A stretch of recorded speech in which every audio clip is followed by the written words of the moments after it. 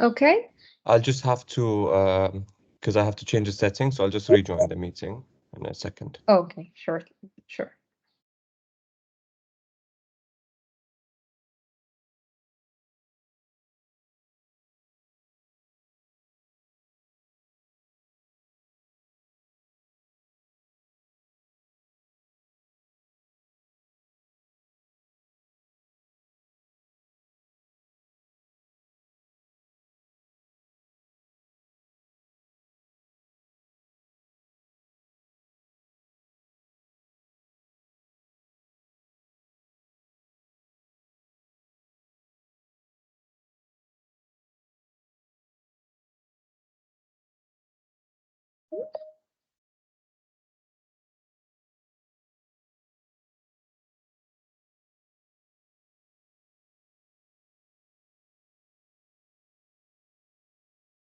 Yeah.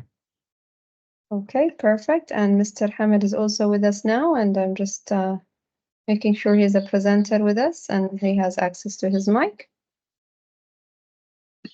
Okay. Hello. Hello, Mr. Hamad, you're here? يعطيك Yes, العافية. Okay. شكراً. Thank May you I so ask much you for to, joining us today. May I ask you to make my other laptop a participant as well, so I can share my screen? Sure, just a minute. My presentation. Yes. Okay. Okay, you can give it a try now.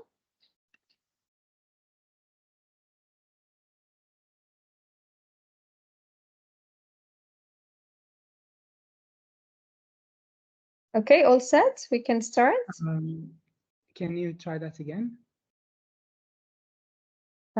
Just a minute.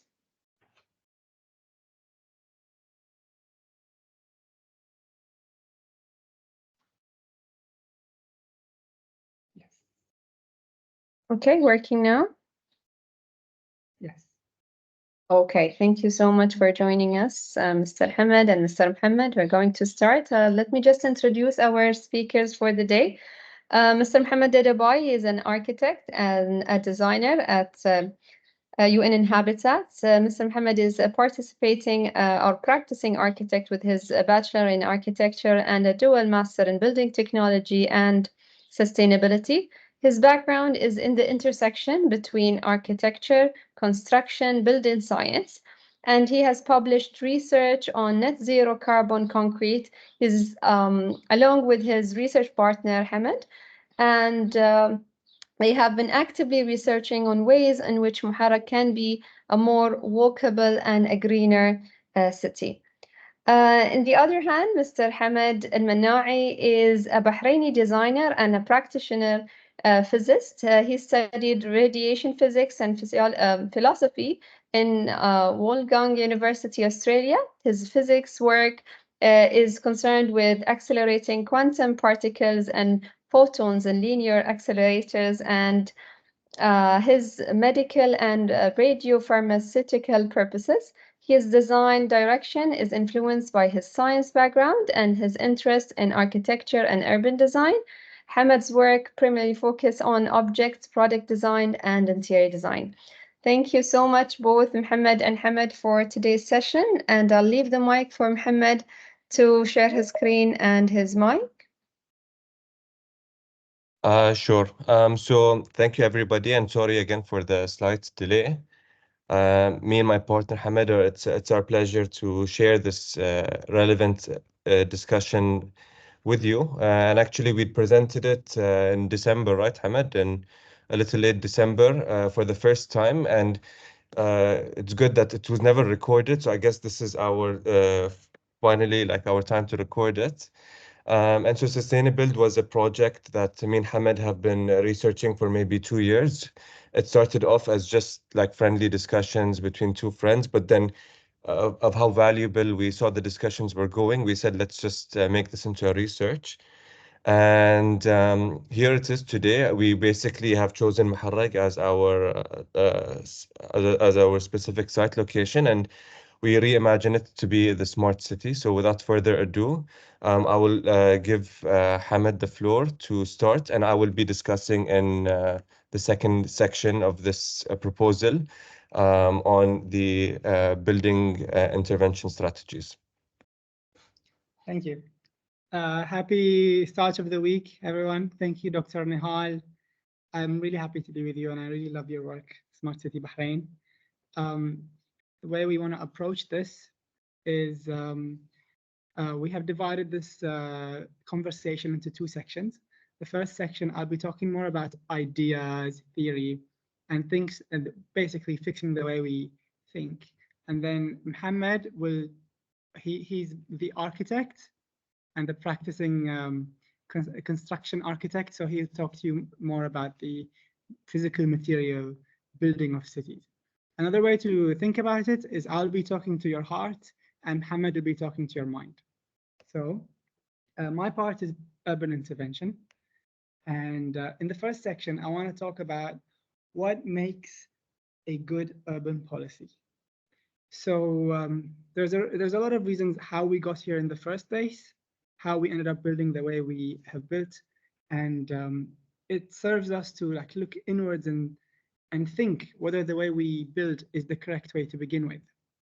And we used to know how to build. We used to have the right tools and the right attitudes, and we slowly lost them to westernization.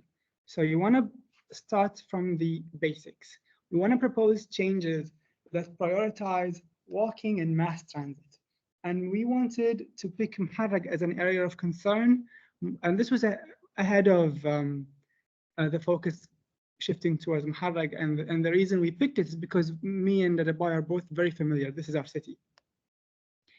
Essentially, we have a pyramid of transportation hierarchy. Currently, the pyramid is upside down, and we want the pyramid to favor journeys made on foot or by cycle or by mass transit. And we start with what we already have. We have a plan to build a metro, and we would like this metro to be a mass rapid transit system, which it already is. This is what we already paid to do. Our metro phase 1 will start from Muharraq to Mannai, and we've got another one, the blue one. So these little dots you see, these are the stations, and we would like for these stations to be hubs of transport. So you build our city, the building block starts with the metro, which can move up to 60,000 riders per hour. From the metro, we also have a bus system that is very, very good, but we can invest in this. We can invest in this bus system and make it into what the urban designers call a BRT, a bus rapid transit system. Essentially, a bus rapid transit system is the best form of a bus. It's the final evolution of the bus Pokemon. A bus rapid system is a bus with dedicated lanes, high quality stop stations, service so frequent that you don't have to even check the schedule. We got off-board fare collection. There's a lot of data to look at when we build a bus rapid transit. But basically, people who are on the bus should be the rulers of the road. They don't give way to anyone. They don't wait for anyone. They don't get stuck in traffic. That's how you build a good bus rapid transit system. We can get playful. We can introduce a ferry connection. We are, after all, an island, and I'm sure some connections will be easier by water than they are by land. I'm informed, a lot of my research is informed by actually living in Sydney, which is one of the world's best places for transit and one of the world's best places for ferry. And that's where I also saw my first light rail transit. And light rail is something we don't have in our scope, in our plans for the future, but we need absolutely. Essentially, the light rail transit is a system that's light. It moves slowly. Instead of 60,000, it can move 10,000 pedestrians per hour. But it serves a different kind of passenger, not a commuter, but a leisurely stroller or someone who's going to the shops. Essentially, what we can do to put all of this together is have one slow-moving tram service that intersects with every bus service. So you catch the tram, and it takes you clockwise or anti-clockwise. Just one loop is all we need. And here in Europe, they call these grass munchers because they run on grass, they add an element of beauty, noise reduction, and air purification to the city. And we can have conditioned shelters. So all of these things will improve our public transit. And this is a very controversial, but we need to start closing more roads to car traffic. We can get to more of this later, but for now, you have to take my word that whenever we have a street that is congested, think less lanes rather than more lanes. I spoke earlier about building a nodular city, so a city where its transit hubs are nodes around the big metro stops. Another theory that's being tested in Europe is this. It's been pioneered in Ghent.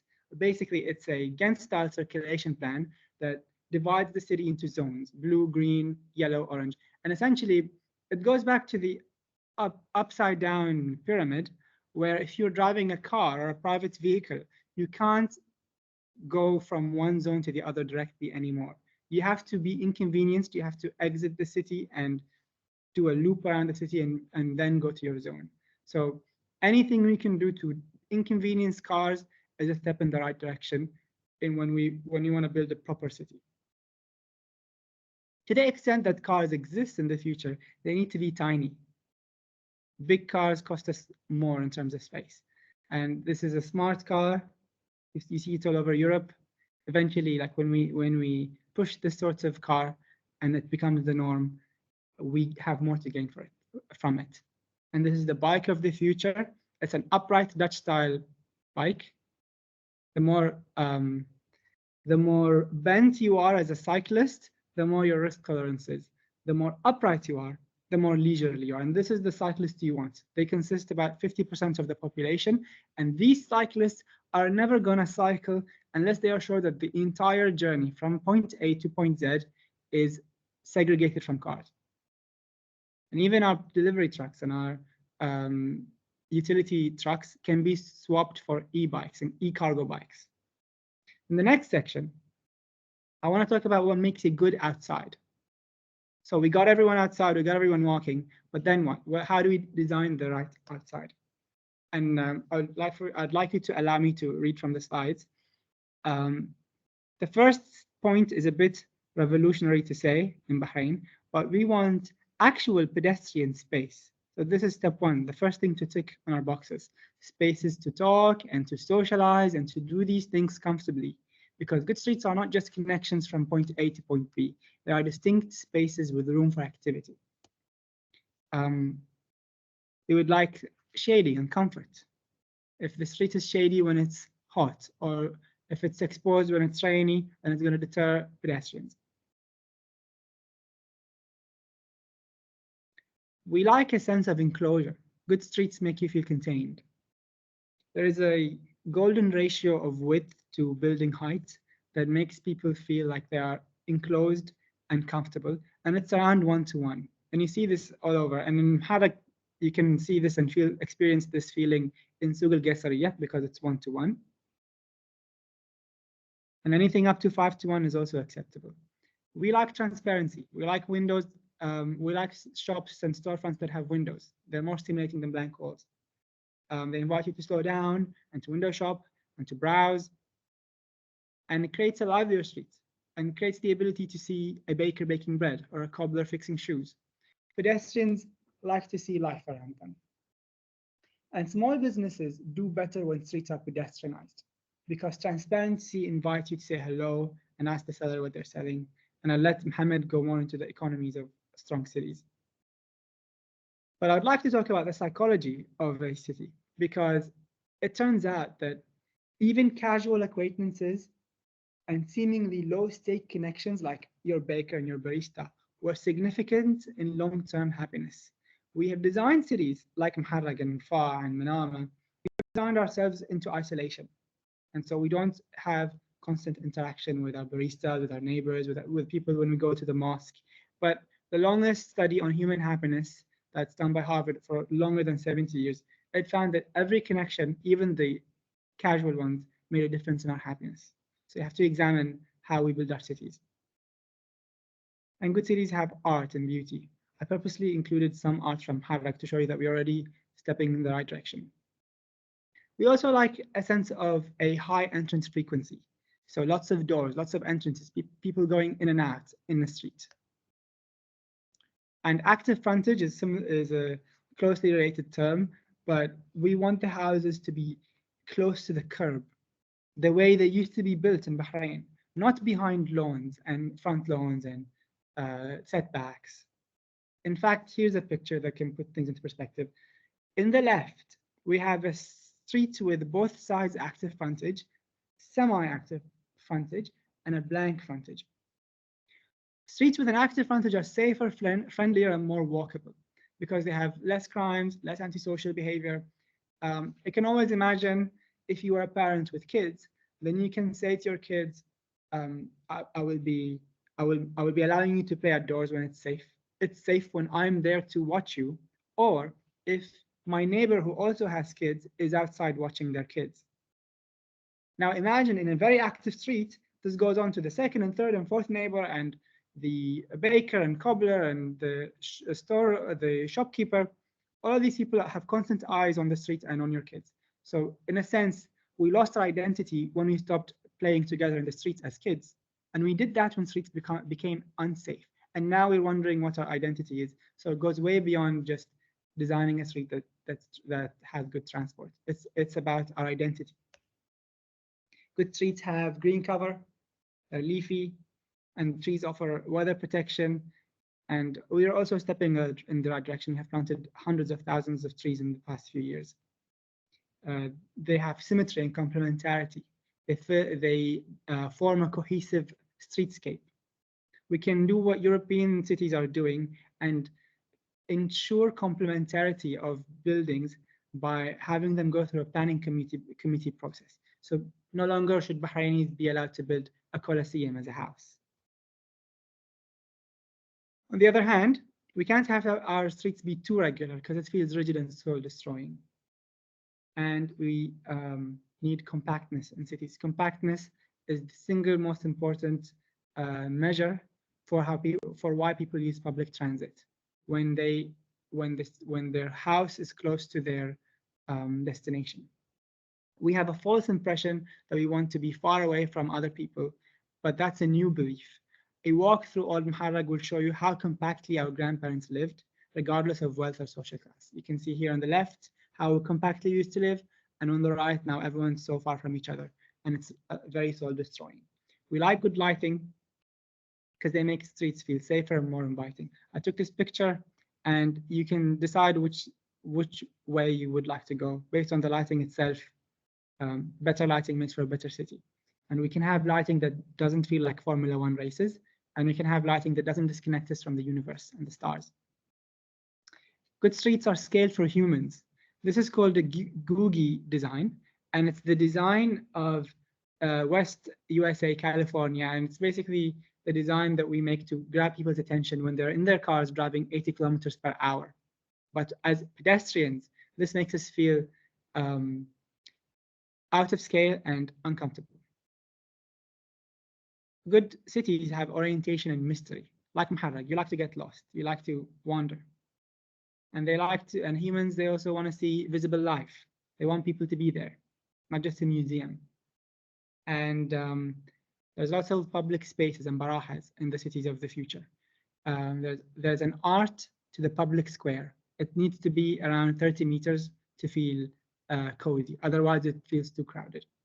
And our streets need to have universal design, which is an elevated way to say access for immobility, because it's more encompassing.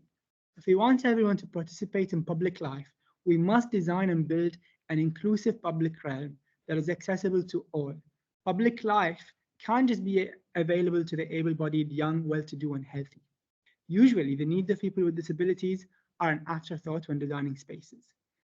But universal design is about more than wheelchair ramps. It's about the equity of the use of the space. Can someone who's visually impaired cross the street safely? Are there benches to rest for elders and people with limited mobility? Are there tactile navigation cues or quiet areas for the stimulation sensitive and the neurodivergent? Can a mother change her baby's diapers in the public restrooms? Are there public restrooms to begin with? These are questions we have to ask, because every time the answer is no, we're disqualifying more people from the public realm. And good cities have a car hostile design. So car drivers need to be discouraged from using cars for every trip. And this brings me to my last section, which is what makes a car hostile design. Basically, there's lots of recommendations, guidelines published every year about how to make your cities more car hostile. These are design solutions, more design solutions. These are Dutch-style roundabouts that prioritize cyclists and pedestrians and deprioritize cars.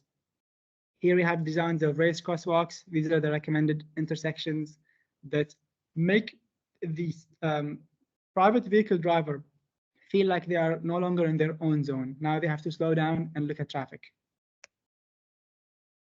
Some real life examples of mixing the designs I showed you in the previous slides. And up to this point, I've been asking you to believe me when I tell you that we need to design away from car centricity, but let's look at why. Basically, there's a concept called induced demand. Essentially, every time we design, we create a subsidy for, if we design for car-centric streets, we are creating a subsidy for car drivers. We are making their lives easier and more cost efficient when they use a car. So every time we do this, more people are gonna opt to take the car for even a small journey, like going to the shops and to the grocery, rather than doing it on foot, cycling, or by public transit. So essentially, we're shooting ourselves in the foot. We wanna curb traffic. Every time we do this, we create more traffic. You always hear people on Instagram say things like, we need we need a final solution for the problem, the root. We need to treat the root cause. And jadri doesn't mean doing more of the same. So up to this point, we have like naively concluded that the only way to increase mobility is to build so many lanes that everyone can switch to driving without causing congestion. So to make way for all the highways and parking lots, we demolished half the city's buildings, dredged the seas, and sprawled out. Finally, everyone switches to driving, and we ask ourselves, is it mission accomplished? Well, when we expanded the city horizontally, we increased the distances between journeys because now we created suburbs. And the ability to drive faster is offset by the need to drive longer distances. Like this, for example. Even till last year, I saw people who are tourists who live in Jafair cross to Adliya on foot. It happens every time I stop in this traffic light. And now that we have built more lanes in this intersection and made it more car-centric, I have been seeing less and less.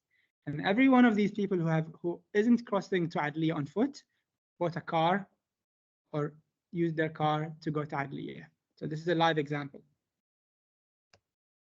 And we try to control congestion by introducing zoning laws, limiting housing supply, imposing height restrictions and minimum parking requirements, and minimum lot size and floor to area ratios, setbacks.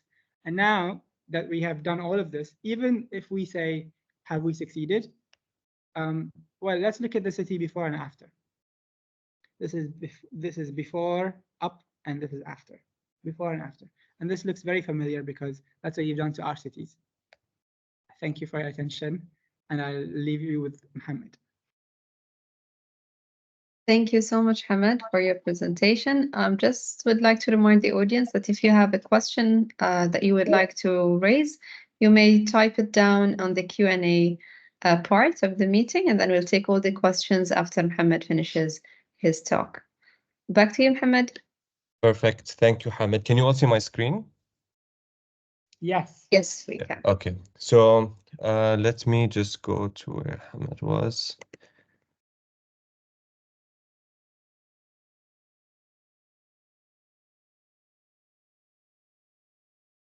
So yeah, as we mentioned in the beginning, Hamad's part was concerned more on the urban and theoretical side, and my section is going to be focused on the technical strategies given throughout my education with architecture and brief experience with construction, here are a couple of strategies that I've found. And just stick around till the end because everything that me and Hamad have discussed so far, we will be visualizing it for you in different areas in Muharraq. So you'll be seeing all our strategies in real life. And so I guess in the span of the 2 years that me and Hamad were discussing this, we would have this habit of sending each other news articles. And it was just maybe to remind ourselves of how relevant these sustainability projects are in Bahrain. We have a lot of new public spaces, the afforestation plan that we with the UN are working with Dr. Rawia in it. And so lots of these, it's just very relevant to think about how we should design for the future, especially with these new projects coming. We have to keep sustainability in the back of our heads. And so I'll just break down my section to you in these four strategies. I'll begin by discussing material choice, primarily one important material, which is concrete, which this was the focus of my published research. Second, I'll discuss on active and passive solar strategies.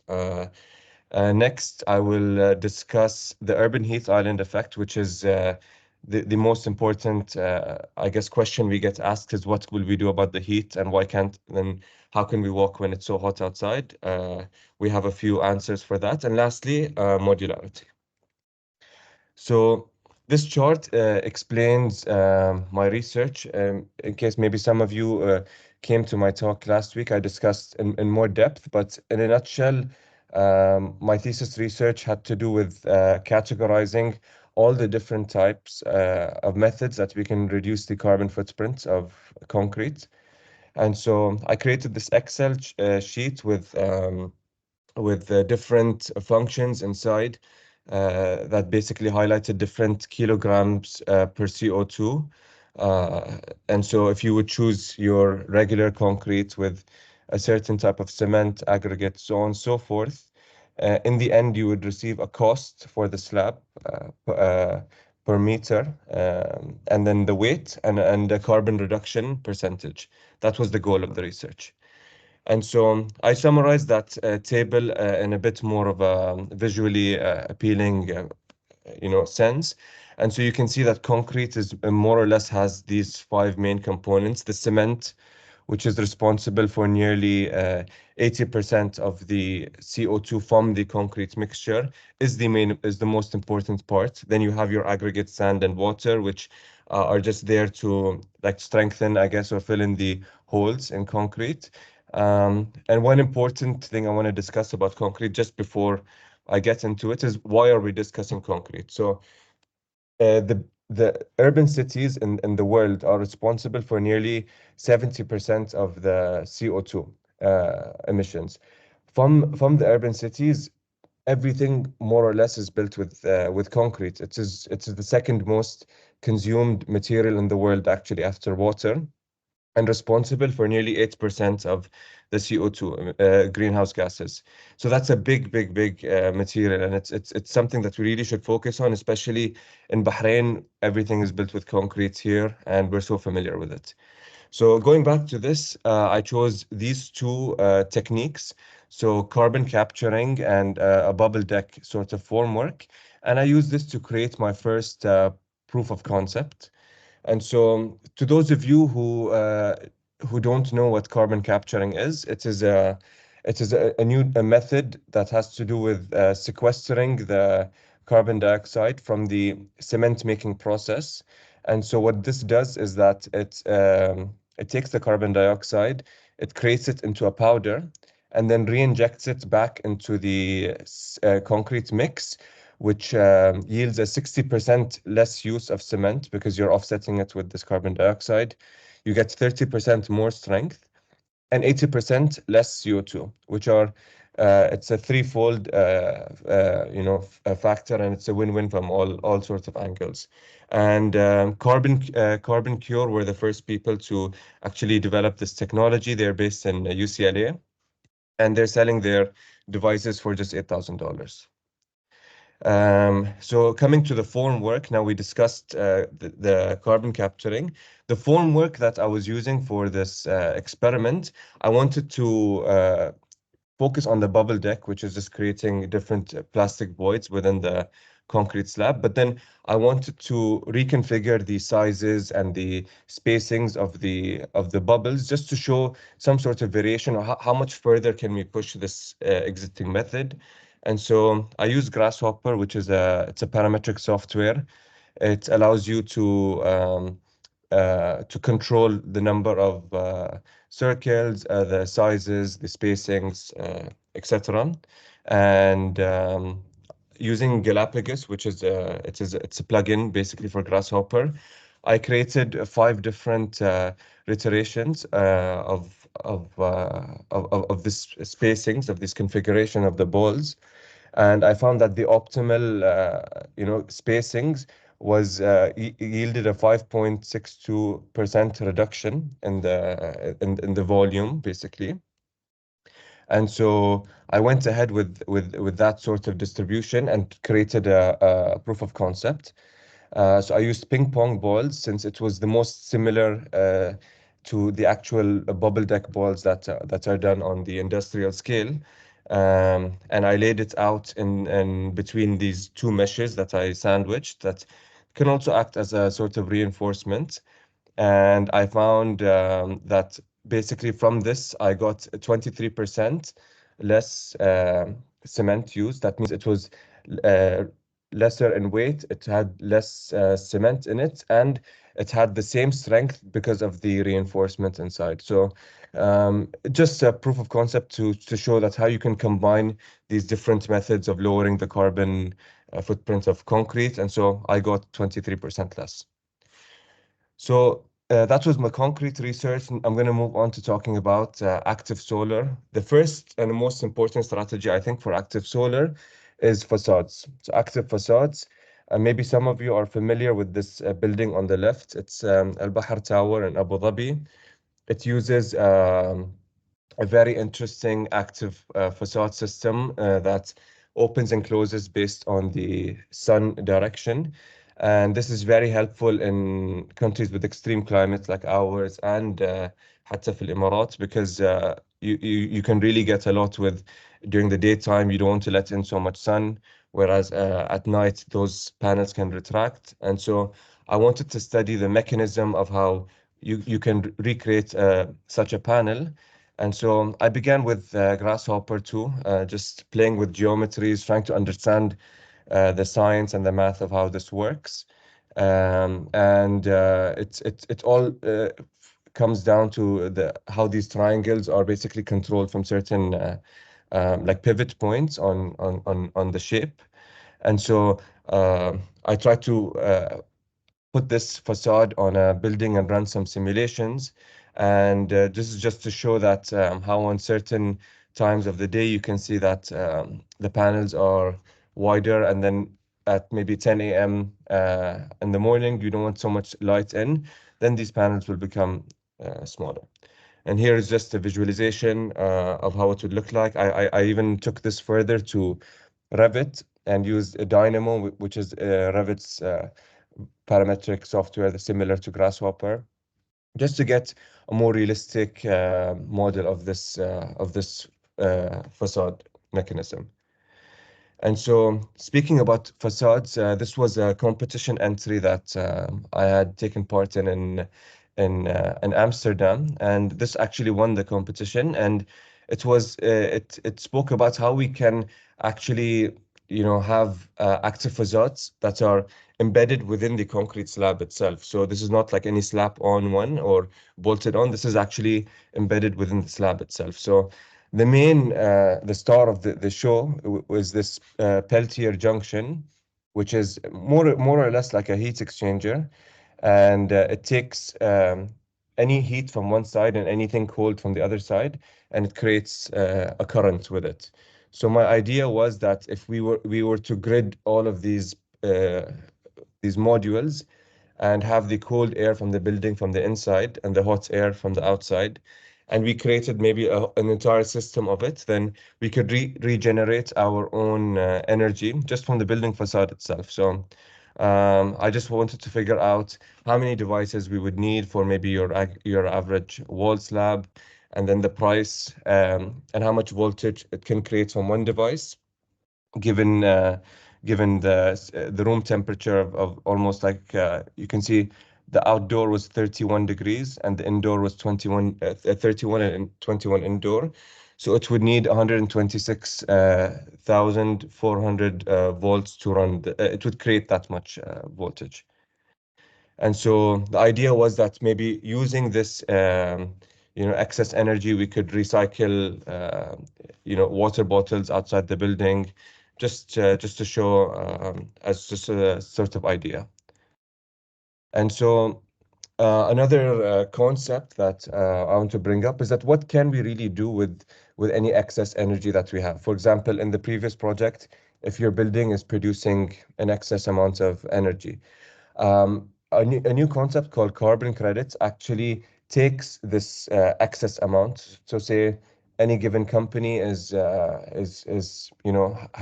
positive CO2 footprint, they can equate this footprint to some credits, and those credits can be used in a monetary sense. And Bahrain are now working on this sort of concept just to incentivize businesses to reduce their carbon footprint and to become more sustainable. And so how do we deal with the heat? That's a very important question because, yes, Bahrain has extreme heat temperatures, and sometimes walking is just not feasible. But with the right design strategies, there's definitely ways that we can mitigate this issue.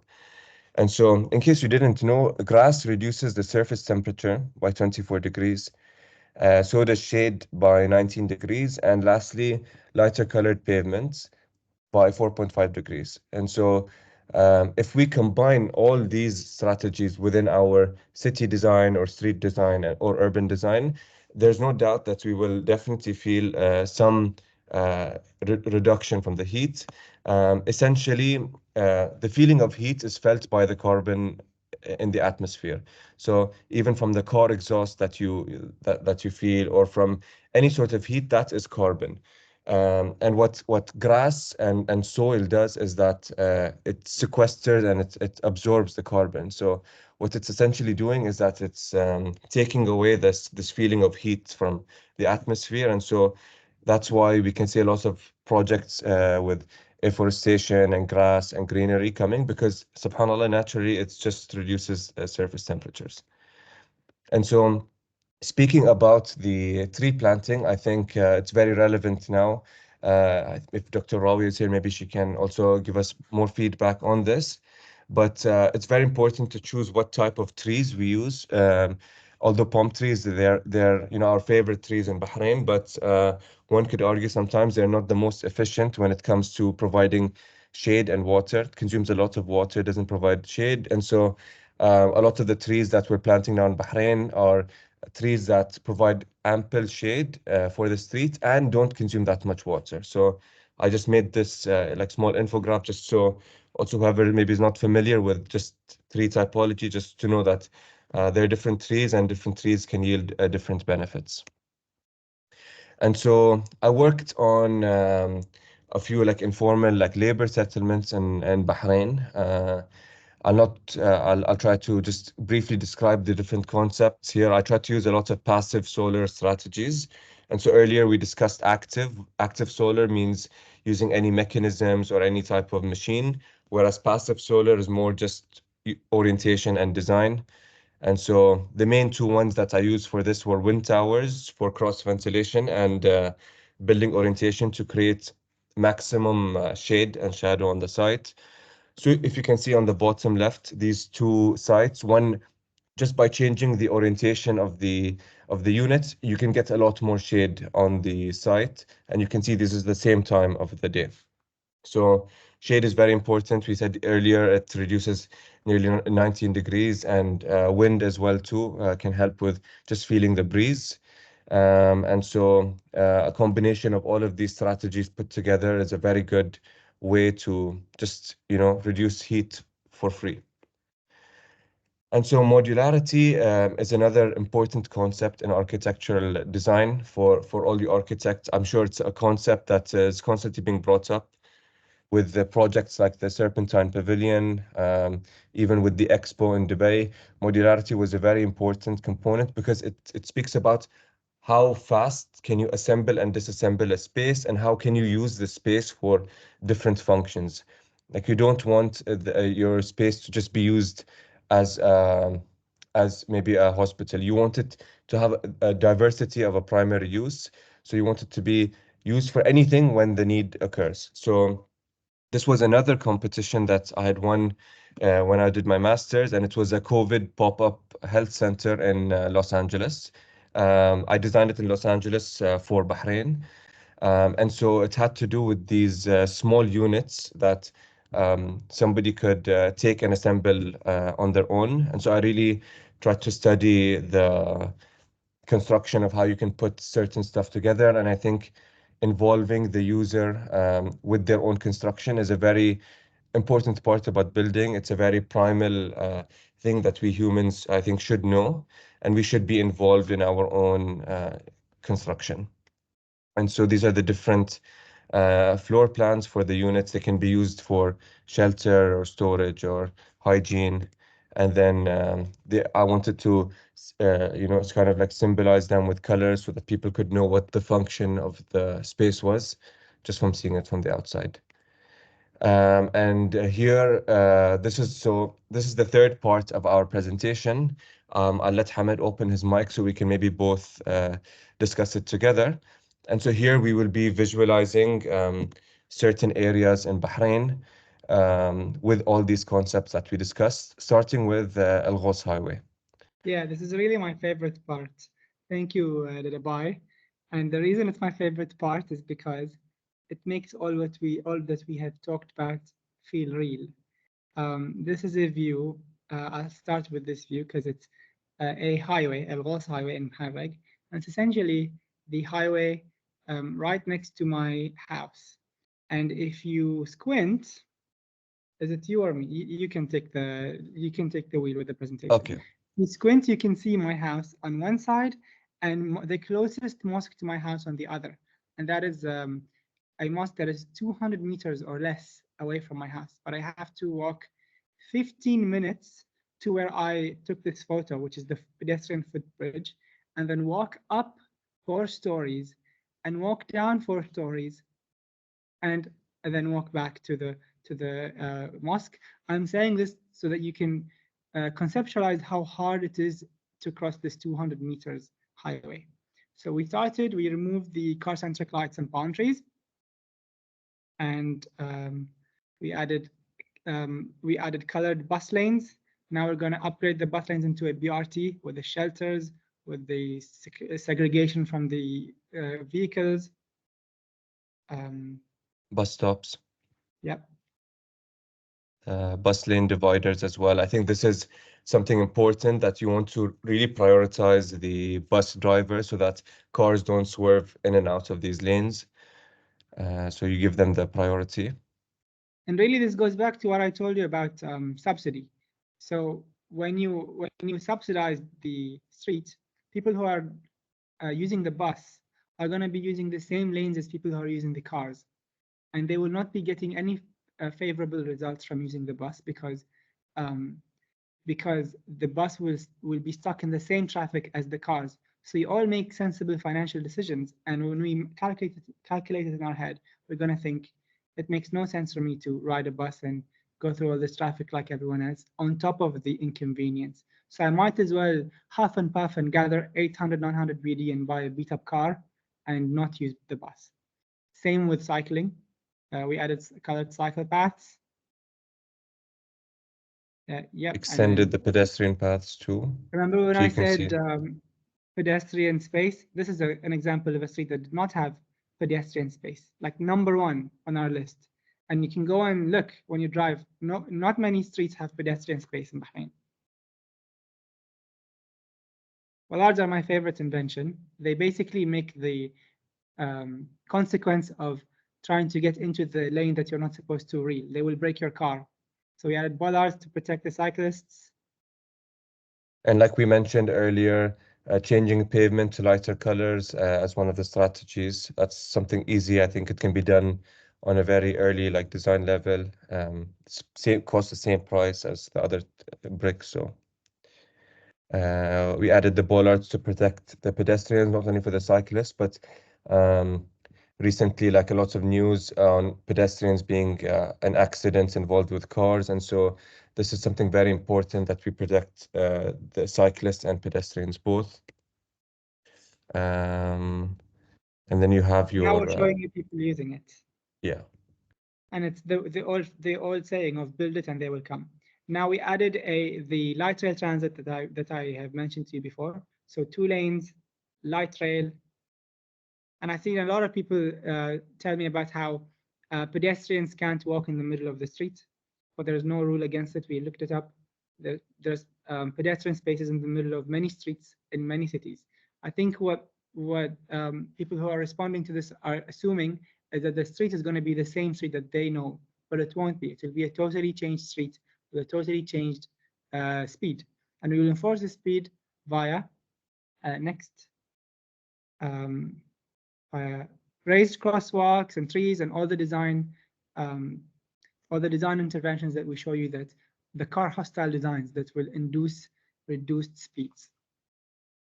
And so as you can see, this is all small design choices that will add up and make a difference. Okay. So this is just the before and after. Our second view is also maybe if there are any students here, you would know this RCSI road that's next to in Buzaitin. It's next to King Hamad University, next to where Hamad also works. So Next to I where guess we're Dadabhai both very lives. familiar. Yeah. And this is a lesson here, like if you want to take something away from this, is to go on a walk like in your own neighborhood. You more than anyone know where you live, and you more than anyone know the user experience that you need to change it. So yeah, first thing we did, we always removed the lights, the car-centric lights, and also just you'll see a bit of the other Googie like McDonald's logos and stuff that will be removed. We added the facades that you're talking about just to give some sort of visual character to the street and to the building too. Not only that, but it also helps with the building's energy consumption and footprint. So it has multiple benefits. And as Hamid mentioned in his part, these human scale lights just make you feel more comfortable to walk on the street. It gives you that whole London or these very urban city feel. We Really remove interesting that you said London, because a lot of our initial response and our initial refusal to change is that we have not mentally given ourselves the permission, because we all know what a good space looks like, but we need to permit ourselves to think that Bahrain can look like this. It's not just for London. And on the topic of London, when you look at the McDonald's sign, we will never see this in London. You will never see this huge McDonald's sign, because you will never be driving 100 kilometers per hour in London. London has completely successfully flipped the pyramid of urban mobility. So you're almost never driving more than 100 kilometers per hour, which means you will never see these. Hamid, I think that we will just have to go through these a little quicker since we just need to leave time, but it's fine. I mean, it's good we more or less discuss the strategies in the first ones, because we just kind of apply the same one throughout the rest of them.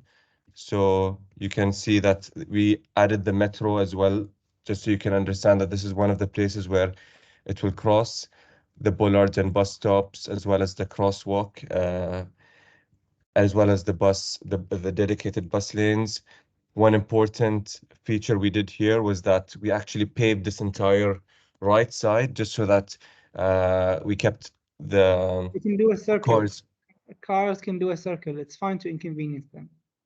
And exactly, yeah, you want pedestrians to be walking and cycling here because it activates the storefronts of the buildings, and you can get more consumers and foot traffic walking in and out of these shops as opposed to them being in cars.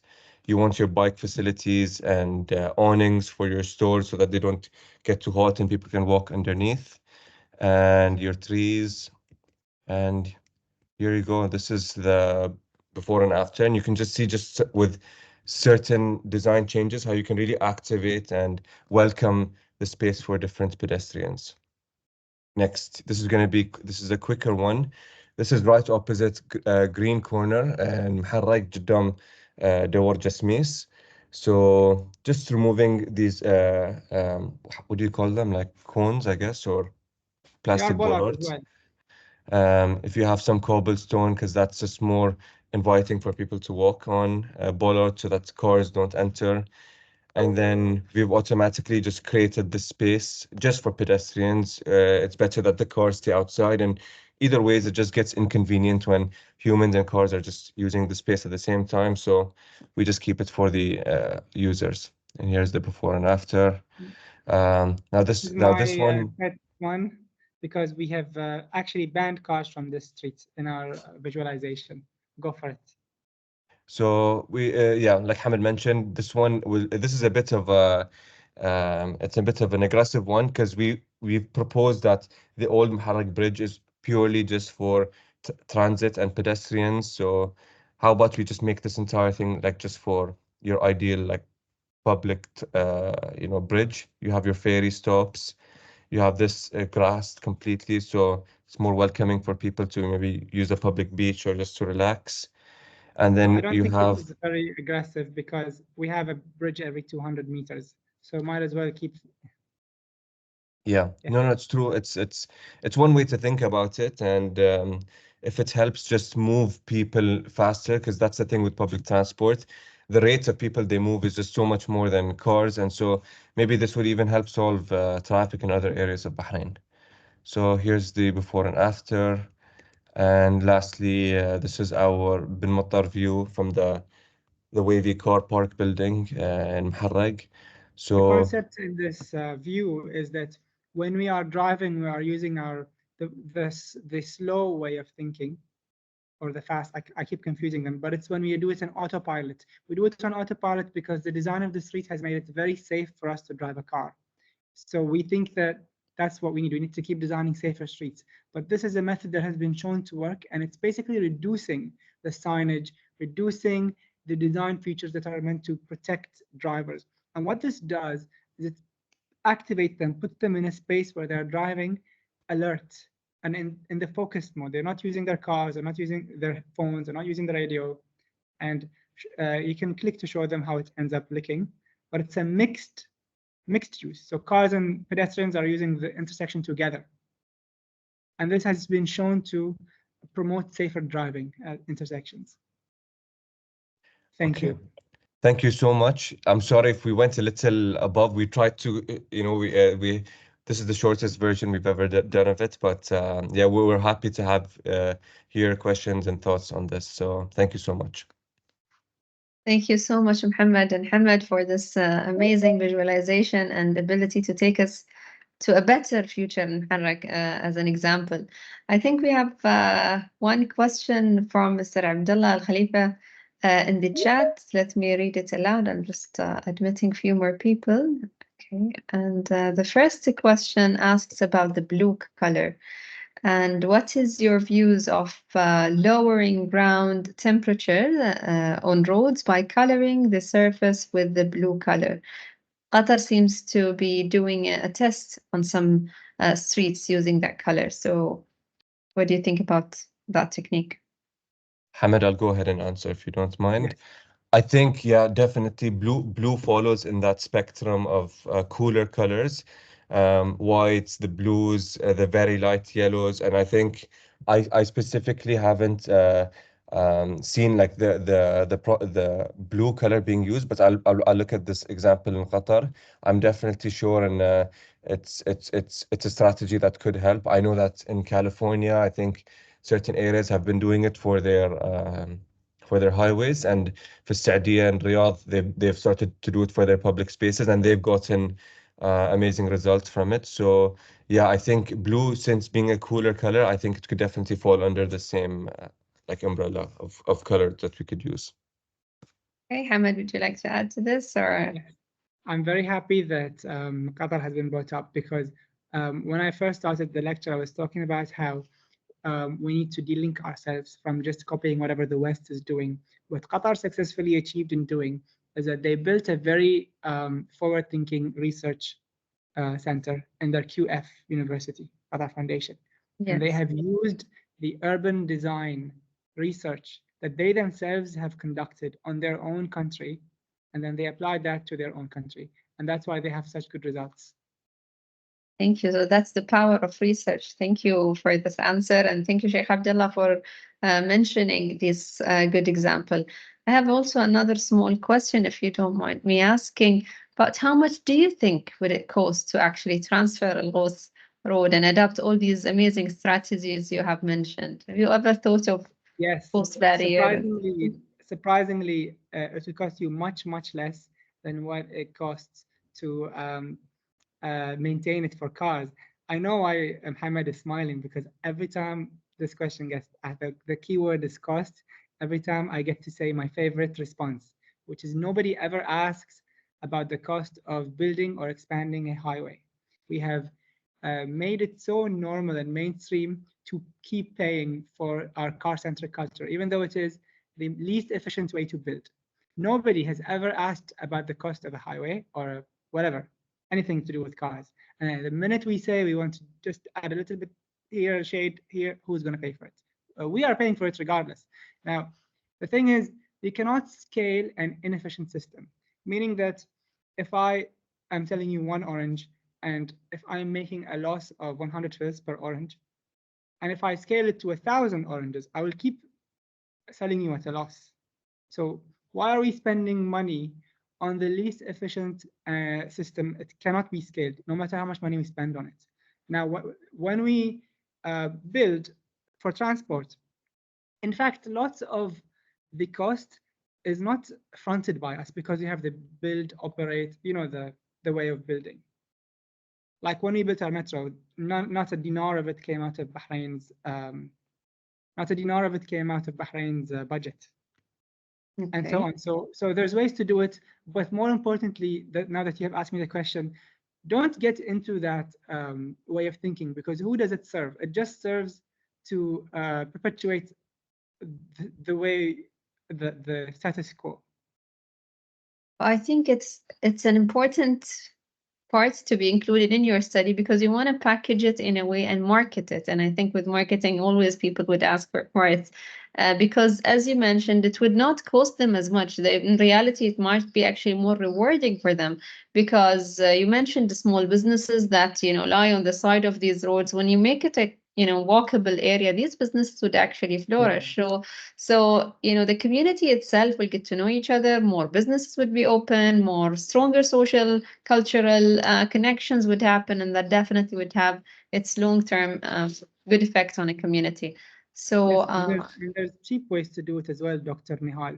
So, for example, in Paris, have you been to Paris 5 years ago and today? You'll notice that Mayor Anne Hidalgo has been very forward-thinking when it comes to designing for cyclists. And she has successfully made driving a car the fourth mode of transit. So it's now walking, transport, cycling as of this week, and then on car. And she has spent exactly 20 million euros in the last 5 years for this for cycling infrastructure. That is nothing. Yes. And when it comes to the subsidies that you will save on like petrol, we are still subsidizing petrol, and we're still subsidizing energy, we're still subsidizing building of roads. I'm 100% sure, without even looking into it, that redesigning, reshifting our focus will actually give us more money than we will even spend. True. True believer of that. But let's hear more from the audience. If you have any further questions, I know our great architect Kay is on the attendees, but he seems to be on hold. But he usually have this amazing perspectives into things. Any other questions that you would like to add or put on the question poll, or do you want just to open your mic and ask our speakers? I think they're just perhaps on. Well, they will keep them toward the end. I think we have one more comment. Let me check the Q&A. Okay, there is more thank you that goes from our guest to the very insightful presentation and amazing work. And on behalf of the, they have questions. Yes, Yeah, go I have a ahead. question. Yeah, I'm behind the scenes here. But I just want to ask the team, first of all, thank you for the insightful presentation. Just how close are you to policymakers or ministries to, how what's the extent of your voice being heard regarding this project? We're trying our best so far now, and I think one of the reasons why we try to do these talks is just to get people to listen, maybe. And I think it's a matter of a mentality that we have that, like we don't want to take the bus, we don't want to walk, we'd rather like go drive in our cars. Once that's normalized, I think that's the first really step. We see a lot of progress now, like lots of us who have from this generation, we've gone and studied abroad. We kind of see what successful urban design is like. I know in Qatar, Hamad showed me a video of the high school students actually using the train there in Musharraf. So that's good progress. We've met Ministry of Transportation. We've had some discussions with the Prime Minister's office, but yeah, we're getting there. It's still, like we've just been, I think, less than a year now. I'm trying to also kind of push for this stuff with the UN. I just joined them recently, so it kind of aligns with all of our objectives. And yeah, if Hamad, do you have anything to add to that? Yes, you would be surprised. We have not knocked a single door that was not answered, and we have not been invited. We have been invited to many boardrooms, and our ideas were taken seriously by every single person. And sometimes we have been told that some things are too ambitious, and sometimes we have not been happy with how receptive they were. And on other times, we were floored by people telling us that these things are already parts of them already in the 5-year plans. So you'd be surprised at how receptive the policymakers are. On top of that, I would like to leave you with a very heartening story that I was telling Hamad 2 days ago. This is a first for me in Bahrain, but I was walking in Muharraq and I saw a large group of teenagers, around 15 years old Bahraini teenagers, maybe 10 of them. And all of a sudden, they started running towards me. They looked like they were going to beat me. And they all ran towards me very fast and with enthusiasm. And then they ran past me. And I looked at their destination and they were headed for the bus. They didn't want to miss their bus. So I've never seen this scene in Bahrain, and I have just seen it for the first time. And hopefully it's a sign for change. Inshallah, it's a good sign for change. And again, thank you very much, both Hamad and Hamad, for keeping Bahrain Smart City as a podium for these thoughts to be also heard. And inshallah, you would get, I don't know, part of a city that you can rework in order to fit all your ideas, or even, I don't know, the university campus as a, prototype for these ideas to see life and then test them on real Bahrainis. So thank you so much for joining us today, and thank you for our audience for staying with us. Inshallah, you get to see the recording if you missed parts of this amazing session. I would like to thank the speakers, and hopefully you'd all join us in future events. Thank you again. Thank you so much. مع السلامة. يعطيكم العافية. الله يعافيك. شكرا دكتورة.